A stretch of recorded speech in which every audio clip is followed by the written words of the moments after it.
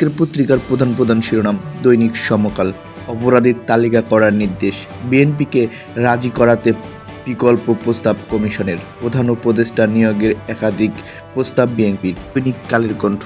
জাতীয় ঐকমত্য আসলে কত দূর?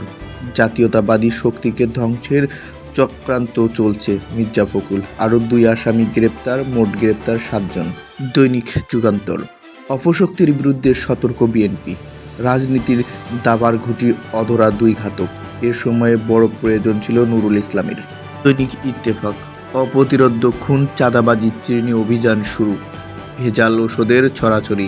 এ মাসে জুলাই সনদ চায় ঐকমত্য কমিশন। দৈনিক প্রথম আলো।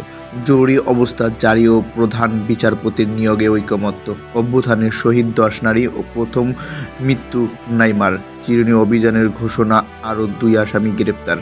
দৈনিক জনকণ্ঠ। ঘরভর্তি রোগী, জ্বরে কাঁপছে দেশ। এদিকে অপরাধী সন্ত্রাসী ধরতে সারা দেশে চিরুনি অভিযান চলবে।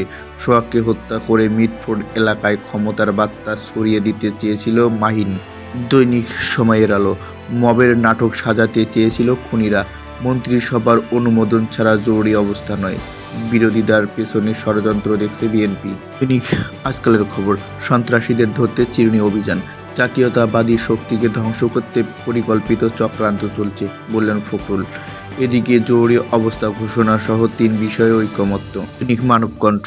কারাগারে ভিআইপি বন্দীরা আছেন জামাই আদরে, জরুরি অবস্থা জারিতে মতামত লাগবে বিরোধী দলীয় নেতার।